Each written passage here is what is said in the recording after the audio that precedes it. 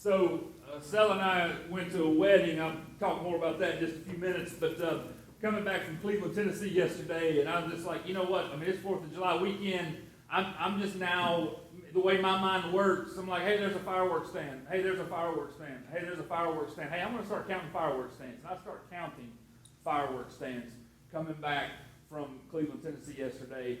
And I'm telling you right now, I quit counting at 27, and I wasn't even to Paint Rock, okay, just kind of north of Gurley there. And I'm just like, I gave up. And just the number of people that this weekend, like, we're just going to go buy in bulk a bunch of fireworks. We're going to rent a U-Haul, and then we're just going to pull over on the side of the road, and we're going to put a little sign up that says fireworks here, buy one, get one free here. And people just stop all over the place. And so that is definitely the reminder, if you needed any, that it is the 4th of July weekend. Tomorrow is our country's birthday, and there's going to be a lot of shooting stuff and blowing stuff up. And I love that. Like, nothing says America like, let's just blow stuff up. And I'm down with that. At the same time, I'm also grateful I live, where the Sykes are the youngest people on our street.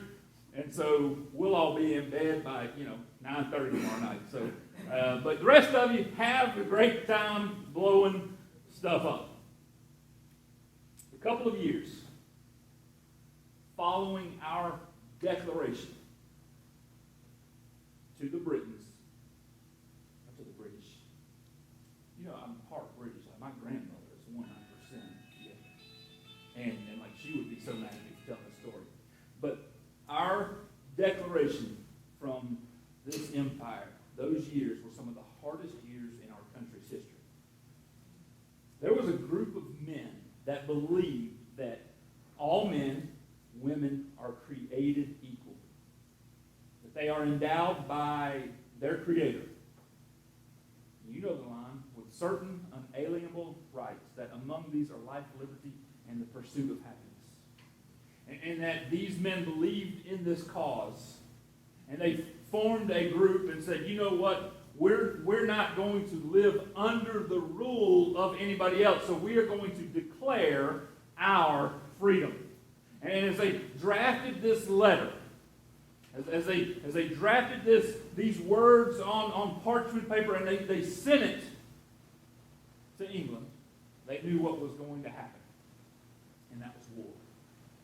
Now, the official Revolutionary War actually started the year before in 1775. That's when Paul Revere, did his "The British are coming," and that's when the first shots were fired. But by sending the British Empire a document that stated, "We no longer belong to you," the war was definitely going to be escalated, and it was. And the Continental Army was outmanned.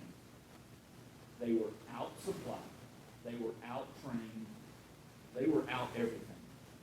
But yet George Washington was the guy who was nominated to be the commander-in-chief and to lead these armies into war with the British Empire. And the British had the advantage on all fronts. There was this time when I was in college. I kind of left my basketball playing days, and I was doing some, Amanda and I were married, and so I started, I was now in working a job, and I got to play in a 3-on-3 basketball tournament against three ex-NBA players. Okay? Now, these guys were like 10 years older than us. Okay? And it was me, and it was Jason Waters, and it was Craig Horner, and we played together in high school, and now we're going to play in this 3-on-3 tournament. We had two other guys on the town, I don't remember who it was, that they were just, because we had to have spots. Anyway, we were the ones out there. And I remember the very first game against these guys, they're out there, and we did this little pick and roll play, and I made this pick, and Craig Horner came off this pick, Jason Waters gave him this beautiful bounce pass, and Craig went right down the lane, and he dunked it right on these dudes. And that was the only points that we scored. From that point on, Xavier McDaniel was part of it. I can't remember the other two. But from that point on, let me tell you, we did not stand a chance. Like, it was like, here's the shot that is fired, kaboom! And from that point on, they just had their way with us, and we were done after that. That's very similar to what should have happened with the Americans and the British Empire. Like, we fire our first shot, and then they had enough power and training and supplies to just come in and annihilate our armies. But something happened. There was a defining moment in June of 1778 that shifted the war.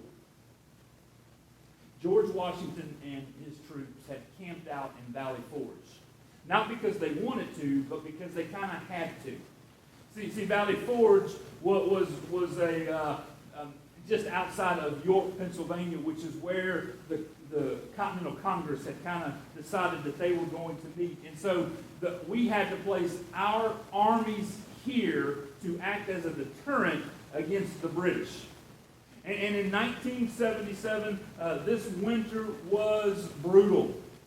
It was, if you remember back from being in history, this was one of the worst winters that our country had seen up to that point, at least at what was recorded. And supply chains had been cut off. The Continental Army, it says, they went days and even weeks without having any type of proper meal. And it has been well documented that many of the soldiers, they lost fingers, they lost toes due to frostbite. It said that men were willing to boil their shoes. Yes, their leather shoes.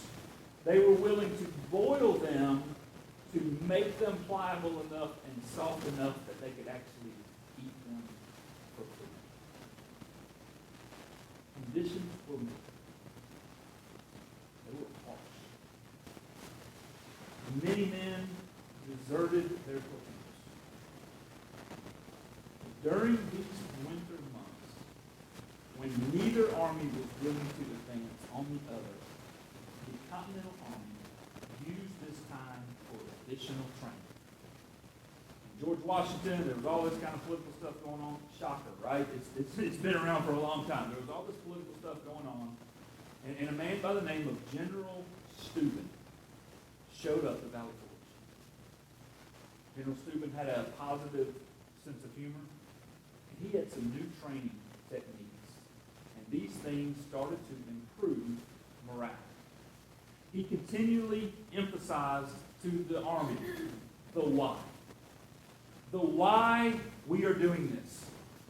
The why behind you being out here shivering and cold. The why behind your hunger. The why. And when we understand the why, it started to shift the morale. In 7 grueling months of perseverance, the Continental Army grew stronger and were better trained than they were in December of 1777.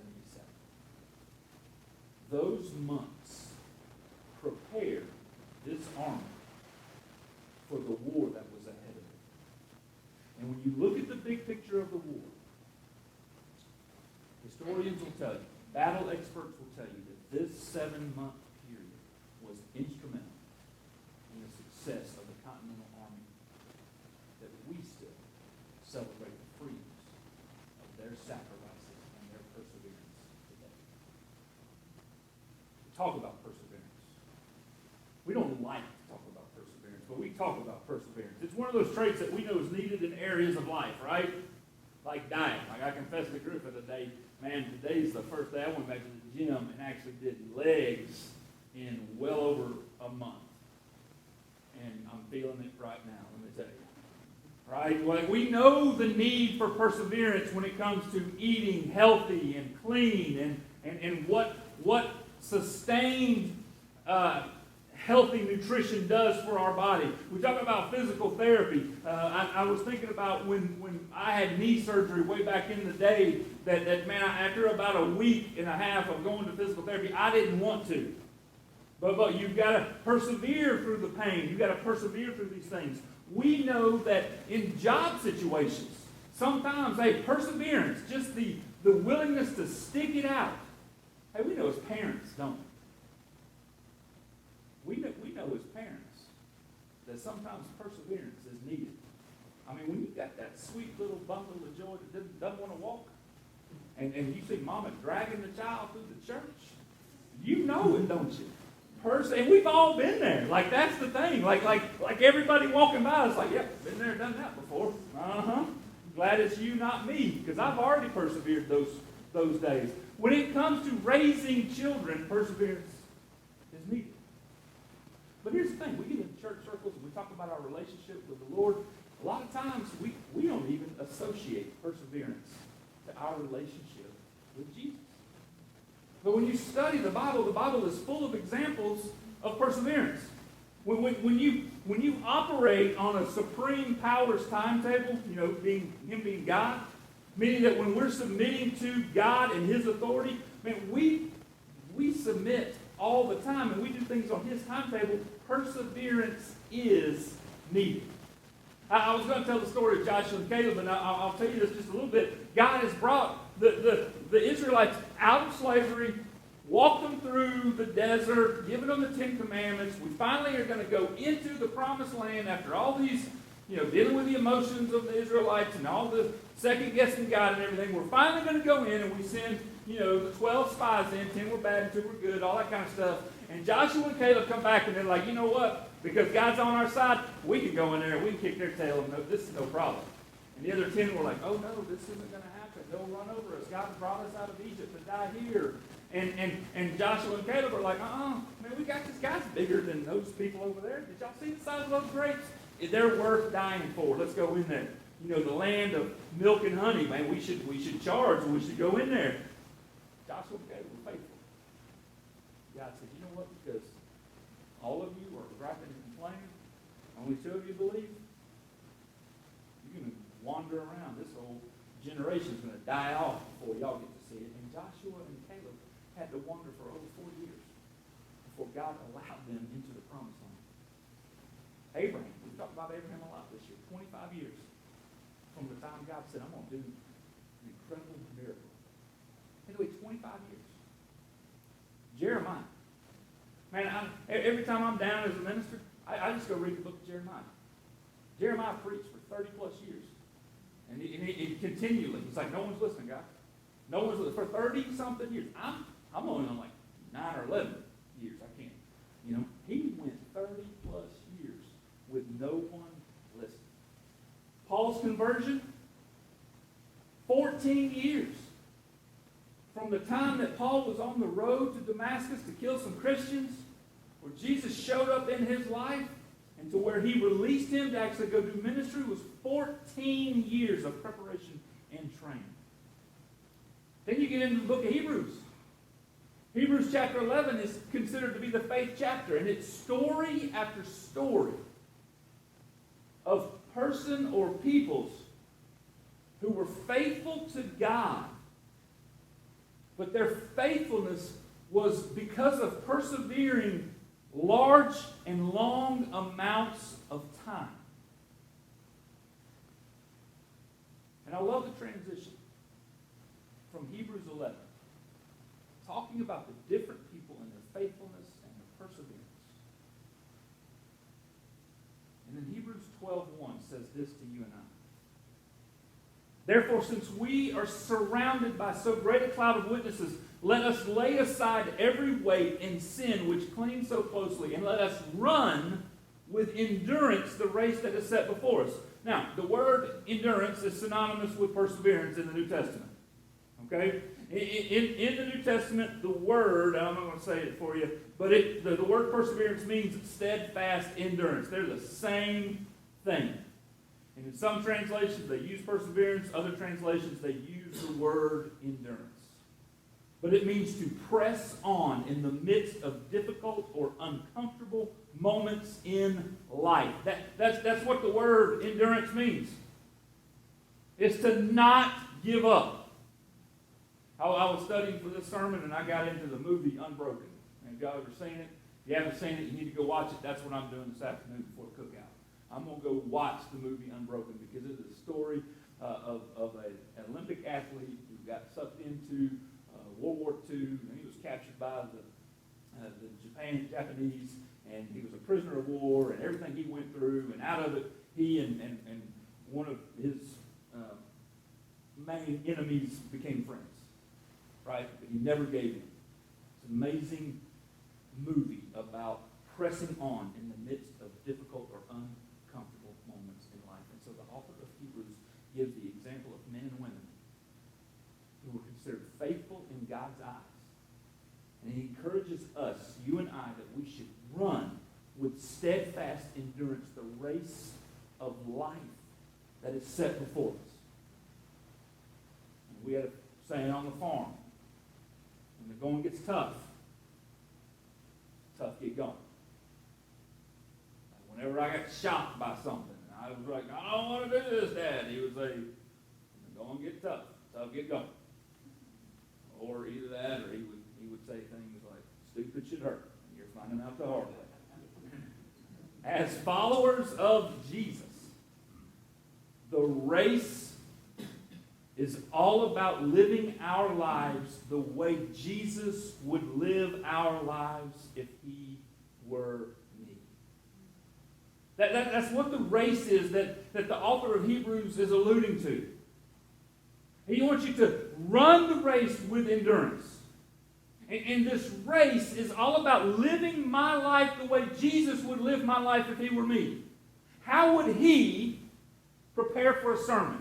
How would he handle going to a wedding? How would he, you name it, how would Jesus do these things? That's the race that we are to run. James, the brother of Jesus, echoes the author of Hebrews. James chapter 1, verse 2 through 4. Consider it pure joy, my brothers and sisters, whenever you face trials of many kinds, because you know that the testing of your faith produces perseverance. Let perseverance finish its work so that you may be mature and complete, not lacking anything. What's the one thing that has to finish its work so that we are complete and mature? Perseverance.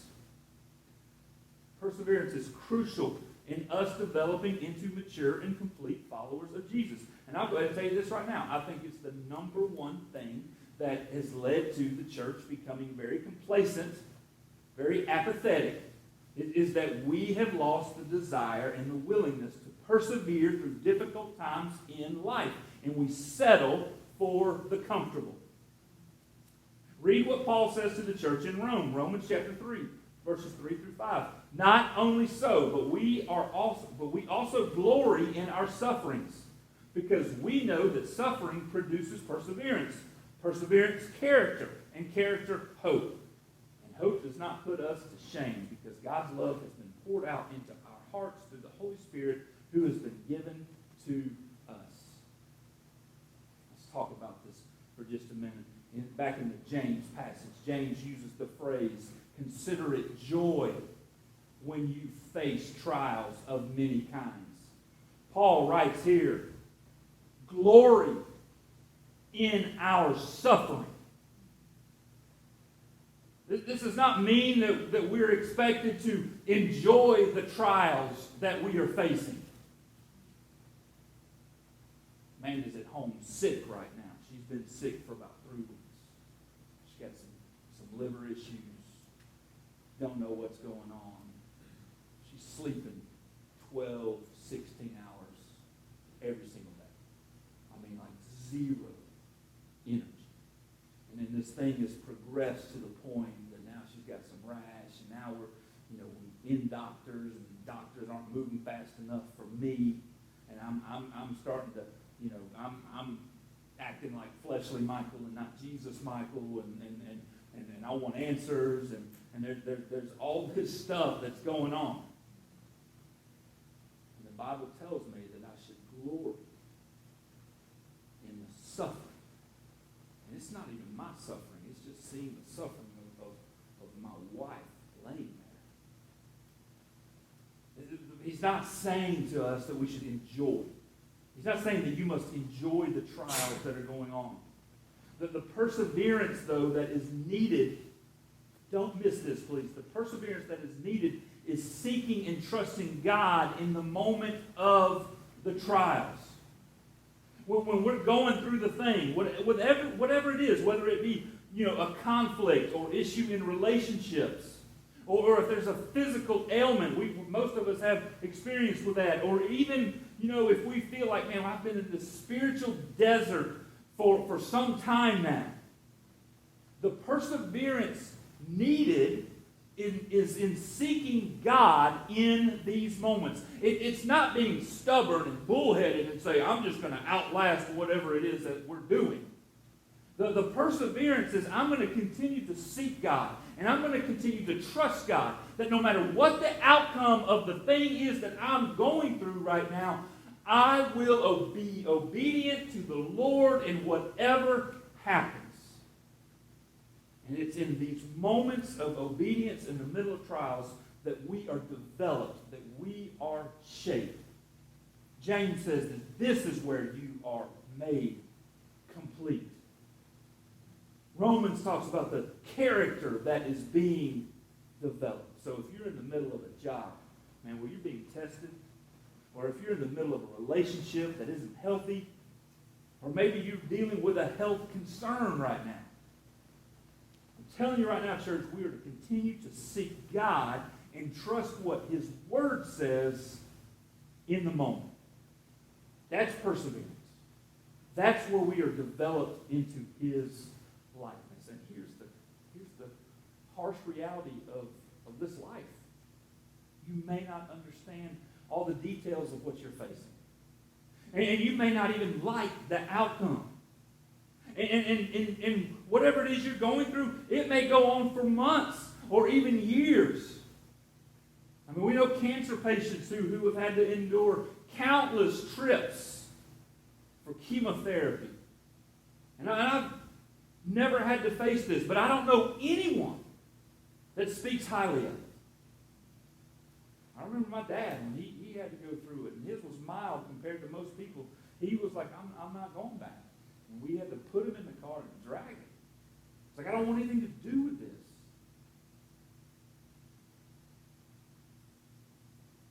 We may not like the outcome, but it's in these moments of seeking God and trusting, and being obedient in the moment, that we develop the Christ-like character. So that's perseverance. Perseverance is also taught by Jesus as part of our prayer discipline.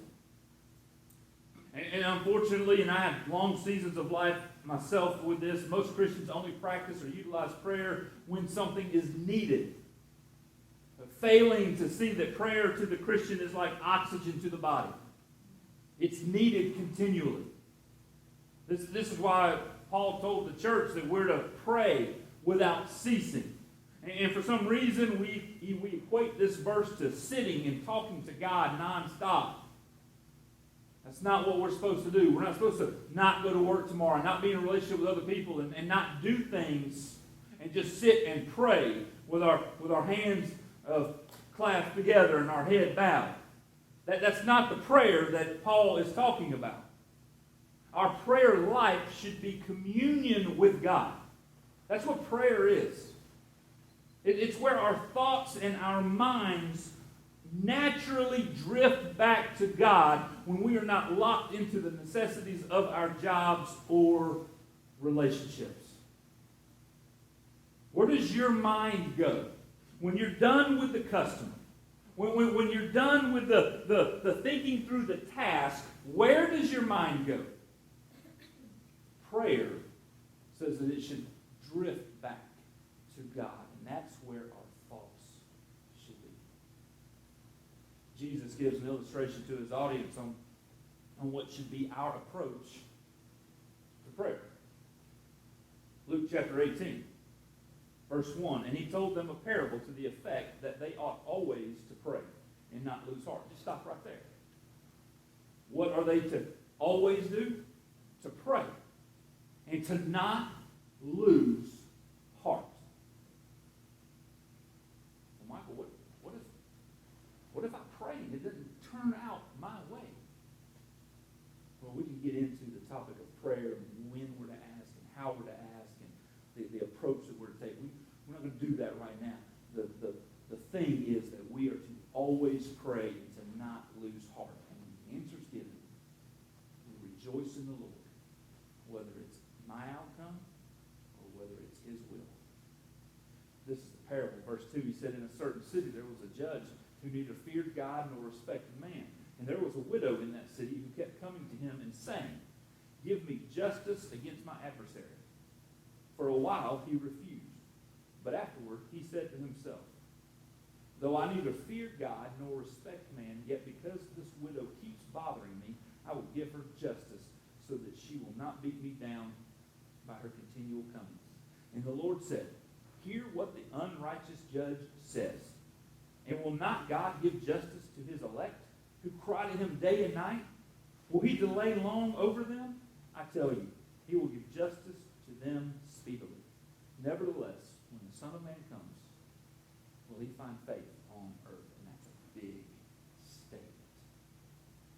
Will he find faith on earth? So there's some things to take note of. In this story, the woman kept coming to the judge over and over again.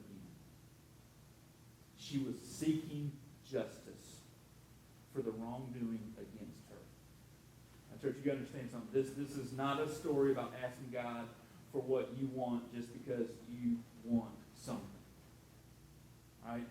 I'll go ahead and tell you right now, God's not in the business of giving you what you want, but he's in the business of giving you what you need. Okay? Just because, I know countless people that buy lottery tickets and they pray and pray and pray and pray and pray, and God's like, man, you don't need that. You want that. And what Jesus is teaching here is that we should keep coming and asking until there is an answer. You can ask my kids. I am a master of selective hearing. All right? And look, they can ask for something, and I can pretend that I'm locked into something and engaged, like on the spot, like when their mouth starts to open. It's like a sense within me, and I know, hey, I'm doing something right over here. And they'll say something like, hey, Dad, what's for lunch? And I'll be like over here like, yeah, I'm in the middle of something right now. And I won't even acknowledge that they spoke. Okay?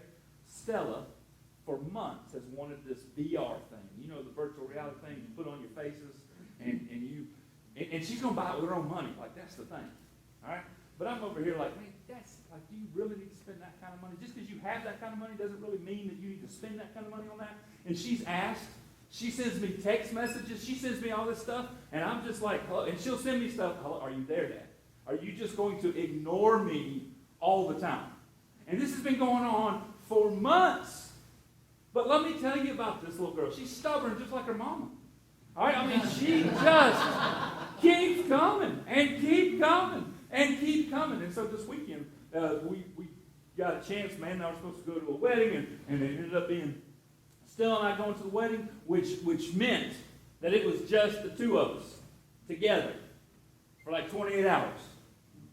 And I kept hearing it, Dad, Dad. And I'd put my AirPods in, and I would, they're noise canceling, Stella. I can't hear you, the noise canceling. And she's like, I've got your phone, and I've turned them off. I know you can hear me. She cornered me. She got me. So we ended up buying this thing. She never lost heart. Right? She never, and she was faithful, and she kept coming over and over and over again. I called John Lancaster, and I asked if I could tell the story. He's absolutely. About 6 years ago, he came to me, and he was just beat down and frustrated. He's like, Michael, I honestly believe that we're to be making disciples who make disciples. same journey that I'm on, that we are on as a church. It's like, it's in God's Word, and it is the most important thing for the church to be engaging in. And if forget all the other programs and functions, forget this right here. Forget what we're doing out there. All right? If we are not leveraging what God has commanded, what Jesus told his disciples to do, then as a church, we are missing the boat. We are to be making disciples who can make disciples. In the story. And he's like, I feel that. He goes, but my leadership doesn't. He goes, I don't know what to do. And so I asked him, well, how are you praying for him? He's like, well, yeah, I pray for him. I'm like, no, John. How are you praying for him?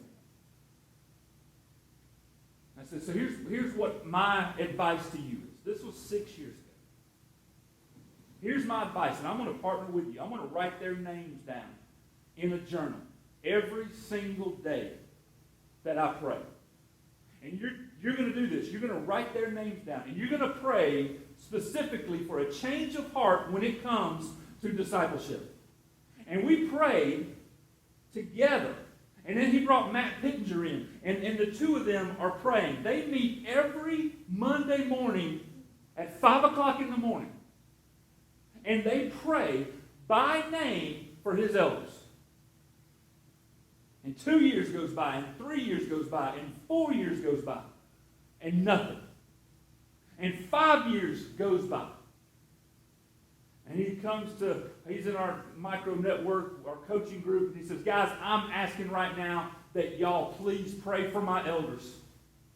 We get this DS1, and we're going to go to this DS1 in Indiana. It was the one that I got to participate in back in the spring. And some of his elders took time off work and said, you know what, I'll go. And when they went, there was this complete conviction. There was this, oh my gosh, where has this been? And he's over here like, hello people, I've been telling you about this forever. And as we sat around in our huddle, as we sat around as facilitators, and we're talking about the different groups, somebody brought up Huntsville Christian Church, and I said, let me tell you the real story behind this. It's been over 5 years of praying for these men. Every Monday, these two guys and myself have listed out the names of these elders. And we've prayed specifically for a change of heart. Some of y'all don't know this. I've been praying for y'all longer than that. Waiting on that change of heart for you too. This past week, they came back. And they had some elders meetings going on. And there's some, not all the elders went. And they kind of had some tension, some inner turmoil. John came to me and said, man, can y'all pray again?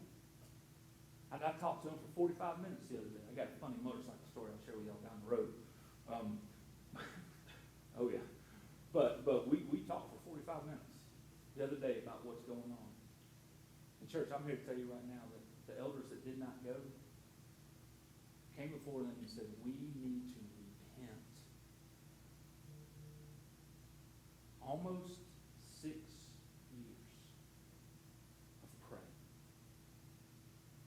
Not for what we want, but for the will of God. Here's the thing, church. God has sovereignly placed us in certain situations for the express purpose of praying his promises. And continued prayer on our part aligns us to his will and the desire for our lives. We're going to have a prayer moment in just a little while, just tell you that. Church, perseverance is the trait of Jesus that is most going to help us to become like him. It has to be part of our prayer discipline. And we have to toughen up and realize that when things aren't going as I want them to do, this is the time when I seek God the most. Instead of throwing in the towel on the marriage or on the relationship or on the thing over here, I seek God. And I quit worrying about the outcome the way I want the outcome to happen. But I seek you, Lord, and I trust you because I know that you know what's best for my life.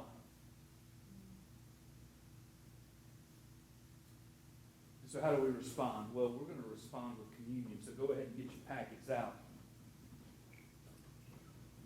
Told you yesterday, Stella and I got to go to the Bryant's wedding. John Bryant, son to Jack and Michelle, had a wedding up in Tennessee. We were grateful to be invited. Got to go up there. Of course, most weddings, we're going to read 1 Corinthians 13. It's the love chapter, right? Can't have it. I mean, is it even a wedding if you don't read 1 Corinthians 13? Here's the crazy thing about this. 1 Corinthians 13:7. This is what it says.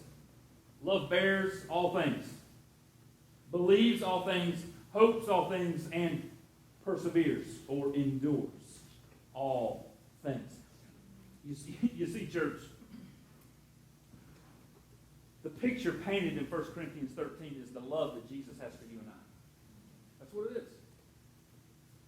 It's the love that we are to have for one another. And if we are going to have this unconditional love for other people, then we are going to have to persevere through all things. Perseverance is as much about the relationships with other people as it is going through any other physical trials that we may think.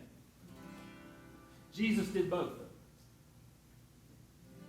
Jesus chose a bunch of uneducated fishermen, people that you know got underneath the skin, and said, I'm going to live with these people every day. We're not going to have a house. We're going to walk around. We're going to travel. We're going to do our thing. And so you know, because you've traveled with other people before, you know what it's like to be there. You get tired of it. And Jesus is like, no, I'm going to love these guys unconditionally. Even when Peter's being Peter. Even when he's acting himself and doing what he does. No, I'm going to love him unconditionally. And then we're going to persevere through the physical. I'm going to go to the cross. I don't want to go to the cross. I'm going to pray to God this night in the garden. Lord, take this cup from me. Don't make me do it. But I know it's the only thing that can be done. And so he's going to go to the cross. Jesus is the model of perseverance for you and I. And so we pause. This is how we respond right now. We think about our lives. As we remember the sacrifice that Jesus made on the cross for you and I. Think about your own life right now. Think about the struggles. Think about the tensions. Think about the conflicts. Think about the things that maybe you just don't quite understand. Are you willing to persevere?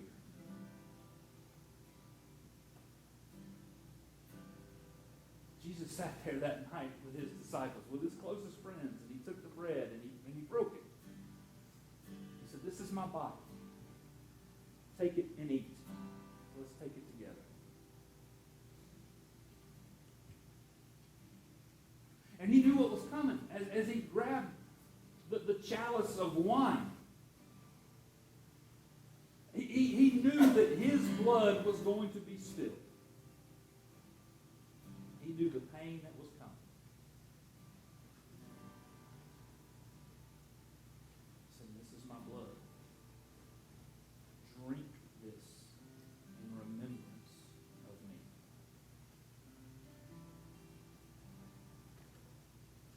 God, thank you for today. Thank you for your word. God, we know it. Perseverance ain't fun. It's not. But it's needed so that we can become like you. And so, Father, I pray that as your followers, created in your likeness, that we will persevere. We'll persevere through the relationships that are struggling right now. We'll persevere through the things that are going on in our lives, the physical ailments, God, that we won't just tough them out. We won't use our own willpower, but in these moments, God, we will seek you. We will trust you. Thank you for your Son. Thank you for his willingness